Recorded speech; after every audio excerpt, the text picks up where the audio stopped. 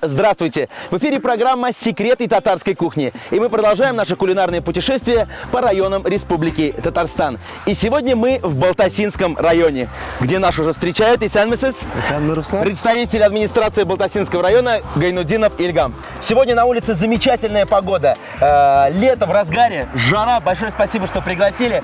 Ну и сразу хочется обратить внимание на стелу позади меня, на которой написано Балтаси. Вот скажите, откуда произошло название вашего района? Руслан, есть три варианта. Это первый вариант – Балта-Топор. Здесь жили мастера, строили дома, ремесленники, строили красивые дома с топором.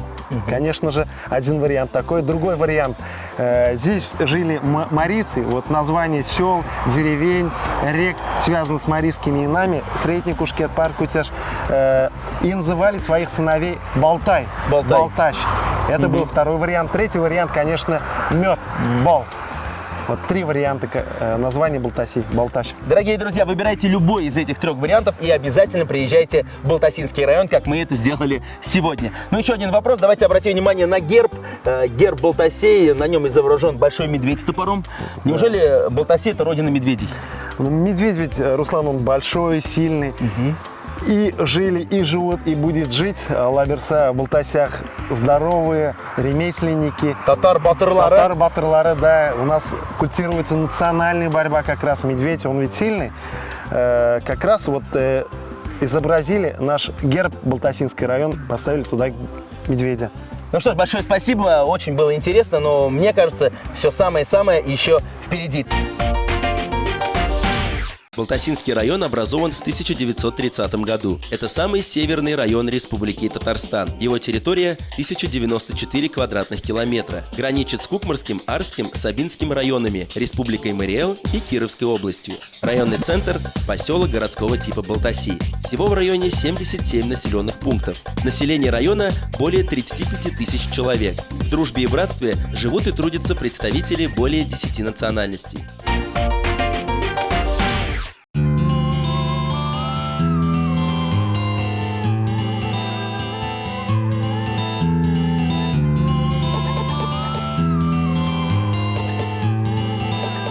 А вот и еще одна достопримечательность Балтасей – озеро Каракуль. Местные жители здесь с удовольствием проводят свое свободное время и приглашают гостей, чтобы посмотреть на эту красоту. Кстати, глубина озера до сих пор неизвестна.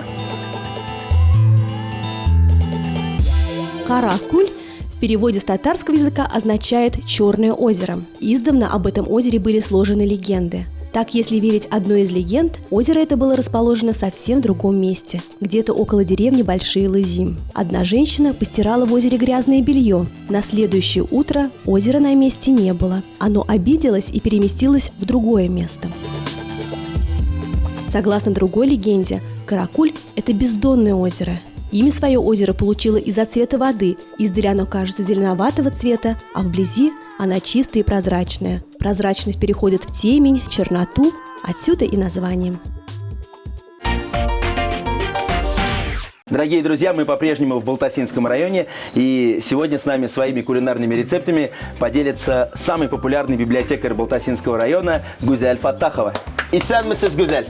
Исян мисс. Гузель, скажите, пожалуйста, что такое вкусное вы принесли? Это традиционное блюдо Балтасинского района уак-губадия. Еще раз большое спасибо, Бигзур Ахмед, мы это обязательно попробуем. Ну а сейчас расскажите нам основное блюдо, с которым вы пришли в гости. Я сегодня буду готовить казанский плов. Вау, откуда казанский плов-то? Научила меня бабушка. Бабушка из Казани? Да. Ну что ж, попробуем. Мне тем более интересно, мы приехали из Казани в Балтаси пробовать казанский плов. Да.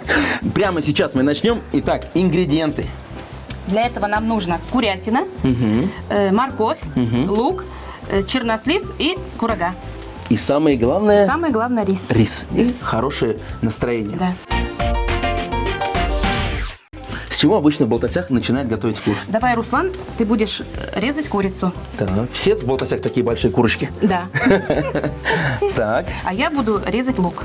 Хорошо. Обычно на всех программах лук доверяет мне. Нет, я потом я плачу. люблю сама лук резать. Так, Гузаль, скажите, пожалуйста, как режем курочку? Мелко, крупно? Курочку режем на 4 части. То есть на 4 гостей получается Да. блюдо? А почему обычно же мелко режут? Нет, нам надо на 4 части. Какой секрет? Да. А, Гузаль, вот после работы, после библиотеки приходите домой. Какие блюда обычно готовятся? Готовлю манты, шурпу, бишбармак, казахское блюдо. Еще приготовим, когда приедешь к нам в гости В следующий раз. в следующий раз. А вот все-таки самое популярное блюдо в Балтасинском районе, есть оно такое у татар? Который во всех семьях встречается, на всех праздниках готовится. Бялеш? Традиционный бялиш? Традиционный бялеш. По-казански? По-татарски. По-татарски. Так. Гузаль, вот я сегодня первый раз вообще в Балтасинском районе, в этих краях. Вот расскажите мне, чем славен ваш край? Основное занятие балтасинцев – сельскохозяйственное производство. На наших землях производится зерно, молоко, мясо, То есть, а что вот сажать в основном? бобовые, горох, гречка. То есть не только хлеб и Нет. свеклу, как и все? Да. Гузаль, скажите, пожалуйста, а вот в чем секрет урожая такого хорошего, ежегодного? Ведь у вас в Балтасинском районе, я знаю, кислые почвы, на которых вообще урожая никогда не должно быть. У нас люди работящие. И вот я думаю, что и... То есть как раз ваш народ, то есть и на асфальте пшеницу посадит и Да, вырастет. да, да. Молодцы, балташлар, так держать, как говорится. Итак, курица у меня готова. Так, Лук у нас практически готов. теперь режем морковь. То есть какими кружочками? Нет, кружочками режем. Я тебе Так, сейчас покажу. покажите, пожалуйста. Бери и вот так вот кружочками.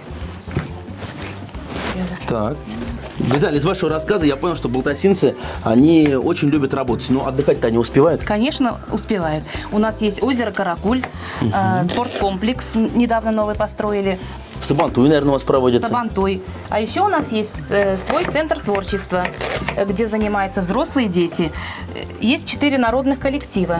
Один из них удмуртский фольклорный ансамбль «Шулдержет». Один коллектив, получается, удмуртский, известный на всю республику, а остальные 3 чем занимаются?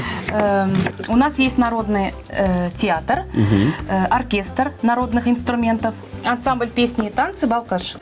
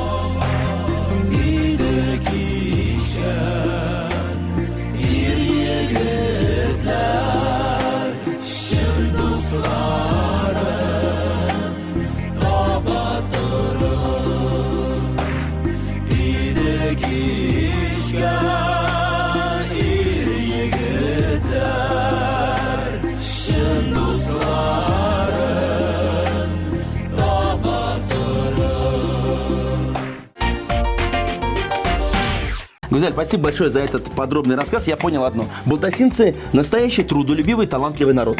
Да. А когда такие гости приходят к нам, они обязательно поют, танцуют. Давайте, спляшите мне, спойте, пожалуйста. Петь я тебе не спою, но я тебе подарю свою картину из соленого теста.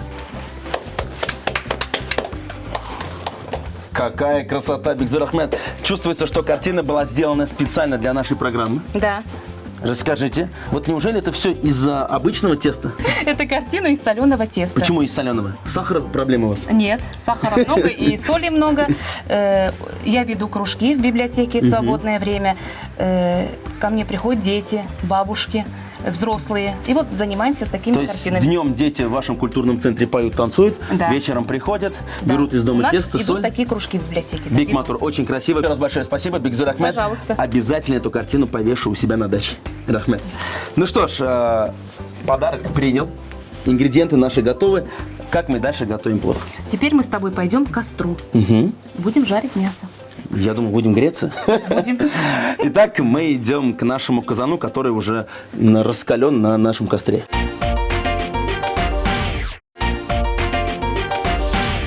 Дорогие друзья, напоминаю, что мы сегодня готовим в Балтасинском районе, и помогает мне сегодня самый лучший библиотекарь Балтасинского района Гузель Фаттахова. Гузель, Бигзур Ахмед, большое спасибо, что вы сегодня с нами. Спасибо всем, кто нас сегодня встретил. Итак, ингредиенты для плова готовы. Готовим мы сегодня казанский плов. Есть у нас вот такой большой настоящий казан. Опа, мы его Открывай крышку. разогрели. Крышка горячая? Да. Мы его разогрели. Наливаем пол-литра масла. Так, масло мы добавили в раскаленный казан, Да. получается. Да. И, наверное, как в обычном плове, сейчас туда морковь и лук. Нет, теперь будем ложить туда мясо. Сразу мясо. Да. В этом и есть секрет казанского плова. Давай. Так, напоминаю, мы курицу разрезали на 4 больших кусочка. Если у вас в семье 6 человек, купите 1,5 курицы, правильно? Да. Вот такой рецепт. Так. Обычно девушки убегают, когда казанский плов варят, да? Так. Бисмилля рахман рахим. Есть. И ложечкой. Так. Сейчас, я думаю, можно перевернуть. Давай. Образовалась у нас такая хорошая, красивая корочка. Да. Так. Сколько минут обжариваем мясо? Ну, минут 10 пока хватит. Не убегайте от казана, Гузель. Без вас я готовить не буду. Очень опасно, дорогие друзья. Масло очень сильно кипит. Но так как кушать хочется, Да. будем готовить до конца. Гузель, вы начали рассказывать про свою любимую библиотеку. Да. Неужели вот сейчас ведь интернет есть, все в интернете сидят. Неужели у вас ходит в библиотеку молодежь? У нас люди очень любят читать. Люди очень образованные в районе. У нас 34 библиотеки, это по району, и 500 тысяч книг фонд. 500 тысяч? Да, 500 тысяч. Все на татарском языке. Нет, татарские, русские, удмуртские, есть малийские. Гузель, а вы можете сказать вот своего любимого писателя татарского? Габдулла Тукай. А еще кто-нибудь? Кстати, о Габдулла Тукай я знаю, что в Балтасинском районе покоится его мама, да? В деревне Почтенок Сосна. Гузель, скажите, пожалуйста, а какие вот еще есть известные личности, которые родились в Балтасинском районе? Так, у нас в Балтасинском районе народные артисты Джабахира Саляхова, Римма Ибрагимовна, Альберт Садулин. То есть славится это Балтасинская Да. земля Да, да. народными поэтами, артистами. Да, Ну и самый лучший библиотекарь республики тоже живут здесь. Согласны? конечно. Итак, курочку мы практически уже обжарили до конца. Да. Что делаем сейчас? Теперь ложим морковь. Морковку? Да. Прошу. Давай. Так. Аккуратнее, не обожгитесь. Так. Морковку. Пока обжаривается. То есть лук пока тоже не добавляем. Нет, пока нет. Гузель, я знаю, что еще Балтасинский район – это очень такой сильный индустриальный район. Да. Расскажите, пожалуйста, какие производства имеются у вас? У нас в Балтаси имеется агрохимсервис, халяльный индустриальный центр, маслозавод, масложиркомбинат. Еще имеется у нас в районе уникальная фабрика, где изготавливается плетеная мебель. У вас дома есть плетеная мебель? Конечно, А в библиотеке? есть.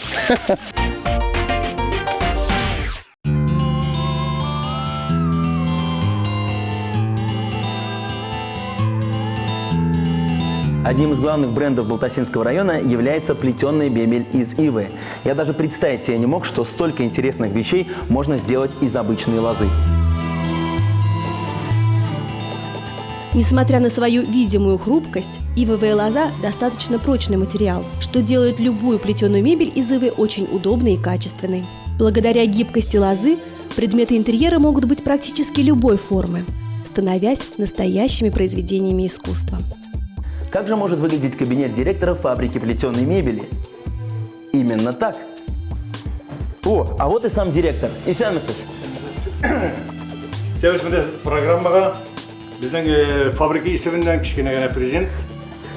Вовремя мы зашли сюда. Бигзур Ахмед, большое спасибо. Умышлар. Пожалуйста, рахмет.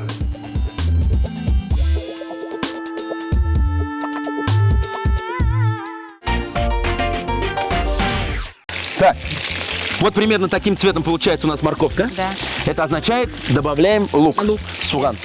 Так. Ну и, конечно, дорогие телезрители, вы должны всегда знать, что в печку надо обязательно добавлять дрова. Да. Этим у нас занимаются специальные люди, а мы добавляем лук. Давай. Аккуратненько, не обжигаемся. Говорим бисмилля рахман рахим. Так. Гузаль, скажите мне, пожалуйста, вот мы уже обжарили мясо, Да. добавили морковь, лук и до сих пор не добавляем ни соли, ни перца. Почему? Подожди. Ну, это рецепт такой. В этом есть свой секрет. Пусть пока это обжаривается. Так.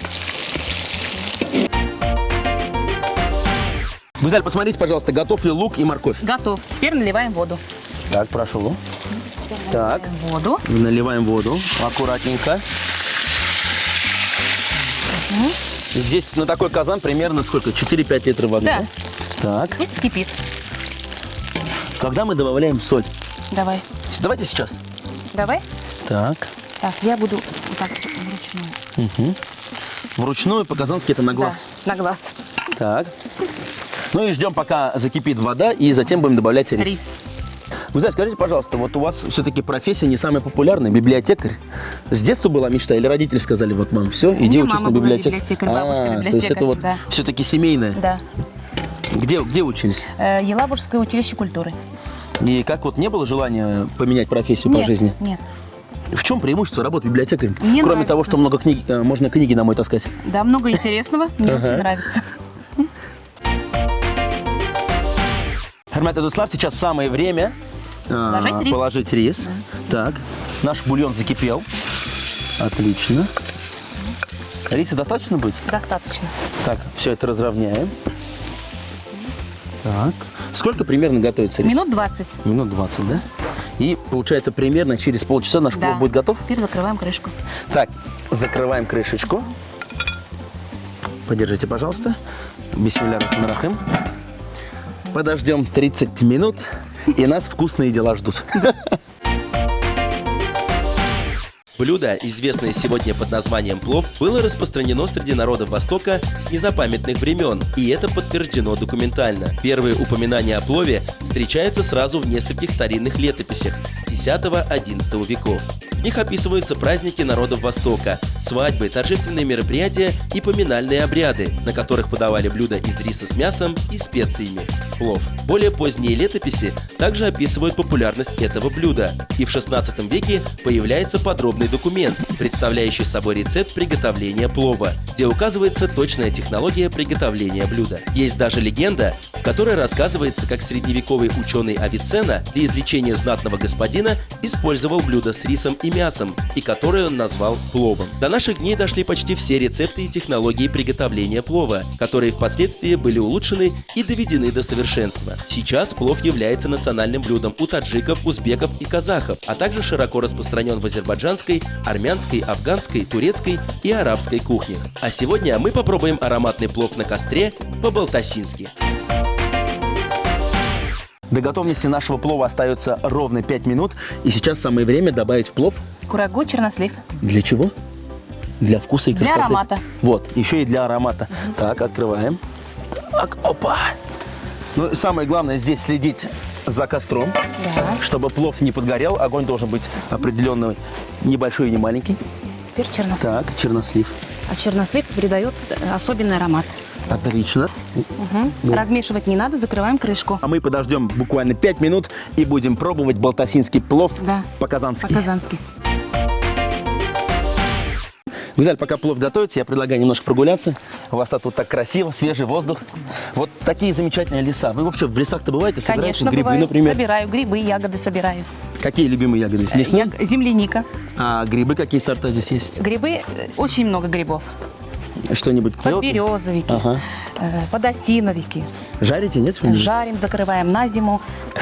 А все-таки вот работа библиотекаря, она какая? Отпуск-то у вас бывает? Отпуск бывает Один раз в месяц? месяц один И раз. куда едете? Сразу в Казань отдыхать? Нет, я дома люблю. Дома? То есть неужели за границей ни разу не были? Нет, не была. Ну как, все же мечтают поехать в Турцию, в А я Египет. люблю наш район, Балташ района. Балташ района. Так что, дорогие друзья, проводите свой отдых в Балтасинском районе, и вы не пожалеете. За нашими беседами время пролетело очень быстро. Да. И я уже чувствую аромат нашего балтасинского плова. Конечно. Киттек тизрак ошарга. С удовольствием попробуем быстрее, быстрее. В В раскаленное растительное масло положили разрубленную на четвертинки курицу и обжарили ее до золотистого цвета. Затем добавили нашинкованный полукольцами лук и нарезанную кружочками морковь. Когда овощи подрумянились, содержимое казана залили водой и добавили специи. Через некоторое время в казан засыпали рис, разровняли его лопаткой, накрыли крышкой и варили 25-30 минут. За 5 минут до окончания приготовления плова в казан добавили курагу и чернослив. Дорогие друзья, если вы не успели записать рецепт нашего блюда, мы ждем вас в нашей группе ВКонтакте. Выкладывайте фотографии ваших любимых блюд и готовьте вместе с нами. Гузяль, как вы думаете, вот через секунду я открою наш казан, какой там будет плов? Самый вкусный. И самый красивый открываем. Так, вау, да. красота! Вот что значит хороший балтасинский рецепт. Да. Умелые руки. Теперь Итак, ложим. самые вкусные ингредиенты. Да, ложим. Неужели вот всегда на такую тарелку в Балтасях всегда большую? Давайте я подержу. Конечно. Опа. Так ароматно. А зря грусти. Замечательная хозяйка у нас, Гузель. Ну и в центр кусок мяса. Вот так. Такие традиции в Балтасях, друзья. Гузель, так красиво получилось. Дайте мне скорее ложечку. Все у нас готово. Давайте попробуем балтасинский плов. Так, бисмиллахир-рахманир-рахим, с моркошкой.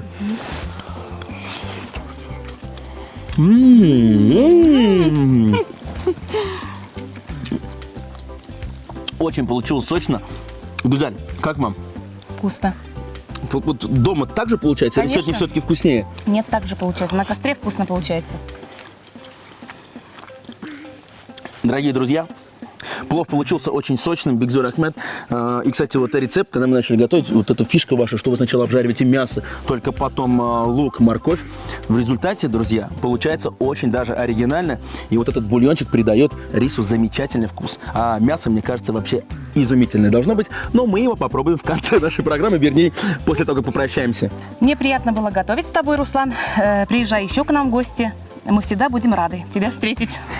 Хурматли дуслар, дорогие друзья, Балтасинский район умеет встречать гостей, умеет вкусно готовить, ну и здесь есть что посмотреть. Приезжайте, не пожалеете. Это была программа «Секреты татарской кухни», и мы продолжаем ездить по районам нашей республики. Сау булак дуслар. Мы готовим на кухнях Белоруссии. Высокое качество и современный дизайн при доступной цене.